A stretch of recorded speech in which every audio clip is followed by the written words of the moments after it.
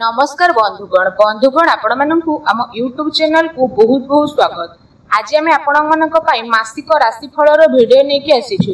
ए जो मासिक राशिफल ग्रहंकर चलन और गोचर को नहीं आधारित अटे से आधार में आपण कहबू ए मासटी आपणकर किपरि साब्यस्त हेबो ता सहित आपण क्यारियर रे भाग्य रे आपणकर बिजनेस रे प्रेम रे परिवार रे शिक्षा क्षेत्र रे व्यापारिक क्षेत्र रे कौन सब परिवर्तन देखा मिलिबो लव लाइफ आपणकर मैरिज लाइफ रे कौन सब बड़ बड़ परिवर्तन घटिबो कौन अशुभ ग्रहर प्रतिकार पाई आपण माने उपाय करिवे ता सहित वीडियो शेष रे जो प्रतिकार विषय में कहबू जहा को पालन करिबा द्वारा आपणक पई ए मासटी अत्यंत शुभमय रे कटि जिवो।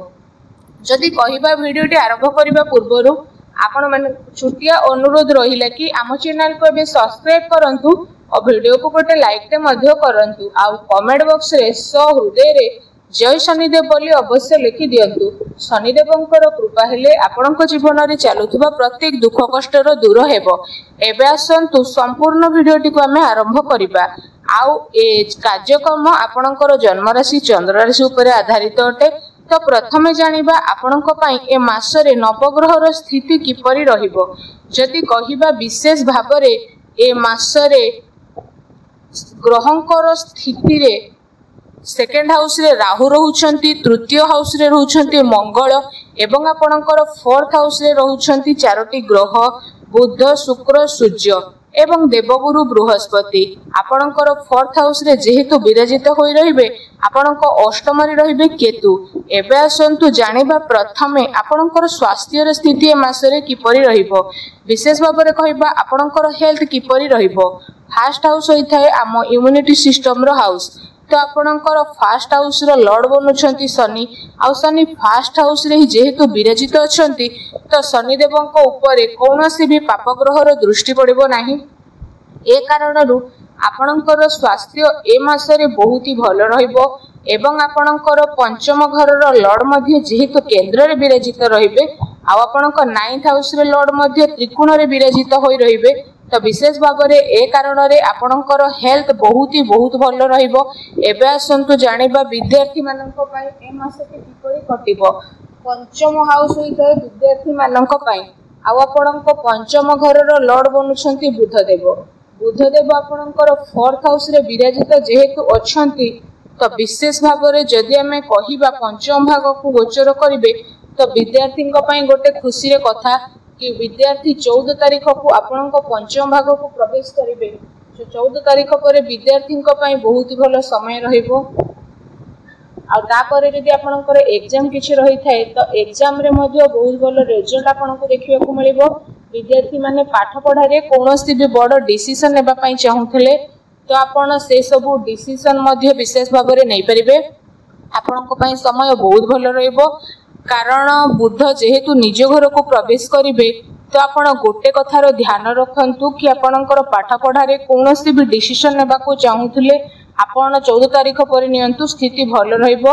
एबे आसंतु जानिबा आपणकर लव लाइफ किपरि रहिबो। जदि लव लाइफ विषय रे कहिबा पंचम भाग होई थाए लव लाइफ रो हाउस आ पंचम रो लॉर्ड बुध केंद्र रे फोर्थ हाउस रे रहिबा हेतु जेउ राशि मानकर लव लाइफ रे अछंती सेमानक पई स्थिति बहुत ही भल रहिबो कारण शनि निज राशि रे जेहेतु विराजित रहिबे आ शुक्र मध्ये निज राशि रे रहिबे तो बुध शुक्र निज राशि रे जेहेतु एठी प्रवेश करिवे तो विशेष भाव रे जदि हम एठी आपण माननकु कहिबो तो जेबे पंचम रे शुक्र विराजित होइथांती तो से राशि रो व्यक्ति माने पूरा रोमांटिक मोड रे रहिथांती आ आपण माने मध्ये 12 तारीख परे विशेष भाव रे रोमांटिक हेकि रहिबे।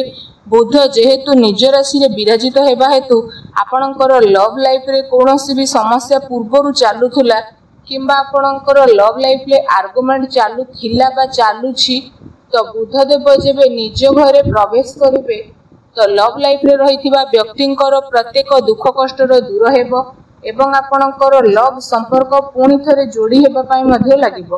खास करी 14 जून पर लव लाइफ थिबा व्यक्तिंक पई स्थिति बहुत ही भल रहइबो।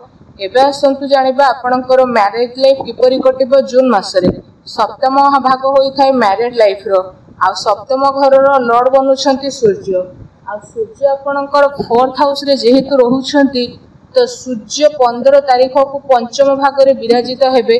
तो सूर्य को स्थिति आपणक पई भल रहइबो कारण प्रथम केंद्र रे रहिबे तापरे त्रिकोण रे जेहेतु गोचर करिवे तो सूर्य जेहेतु मित्र घरे प्रवेश करिवे बुधंक घरे ए कारणरू सूर्यंक स्थिति आपणक पई बहुत ही भल रहिबो। आउ आपणकर मैरिड लाइफ मध्ये भल रहिबो किंतु आपणको गोटे कथार ध्यान रखिबा पई पड़िबो कि शनिंक दृष्टि आपणकर 7th हाउस रे पड़िबा हेतु आपणक भितरे बहुत ही जिद्दी देखिबा को मिलिबो एवं आपणकर मैरिड लाइफ रे छोट छोट कथा को नै आर्गुमेंट मध्ये सृष्टि हेबो। किंतु आ गोटे भल कथा हले कि आपणक मैरिड लाइफ रे कोनोसी भी बड़ समस्या आसीबो नाही कारण सूर्यंक स्थिति जेहेतु बहुत भल रहिबो 4th लॉर्ड शुक्रंक स्थिति बहुत भल रहिबो। तो जदि एठी विशेष भाव में आम आपण मानकु कहिबो तो राहु 2nd हाउस रे जेहेतु विराजित रहउछंती तो पानी को टिके आपण कंट्रोल रे रखंतु क्रोध रे आसे कि कोनोसी भी डिसीजन नियंतु नाही एवं कथावार्ता करबा समय रे विशेष सावधानतार सह कथावार्ता करंतु कारण राहु जेहेतु 2nd हाउस रे विराजित अछंती तो बाणी को बिगाड़ी मध्ये पारंती। विशेष करी ए कथा को ध्यान रे आपण रखि नियंतु। फ्रेंड्स एबे आसंतु जानिबा सबुठारो महत्वपूर्ण विषय रे आपणकर भाग्य कैरियर एवं व्यापार बिजनेस किपरि रहिबो ए मासरे।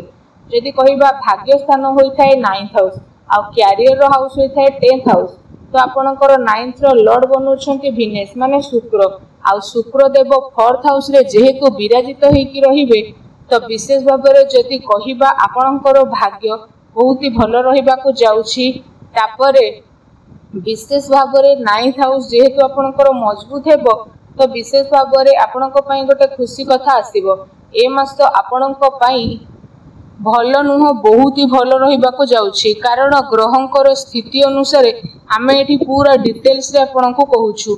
आ आपणकर भाग्यर स्वामी जेहेतु केंद्र रे निज राशि रे रहिछंती पंचम हाउस रे प्रवेश करिवे मित्र राशि रे तो देखिबा को गले ए मास रे आपणकर भाग्य विशेष भावरे एते साथ देबो जे आपण केबे भाबी मध्ये नथिबे। जदि आपण कोनोसी भी शुभ कार्य आरंभ करबे पई चाहुछंती तो आपण करि मध्ये नियंतु भाग्य आपनको साथ अवश्य देबो। आ जदि कोनोसी जगह रे धन इन्वेस्टमेंट करबा को चाहुछंती तो स्थिति भी आपनको पई बहुत भल रहइबो।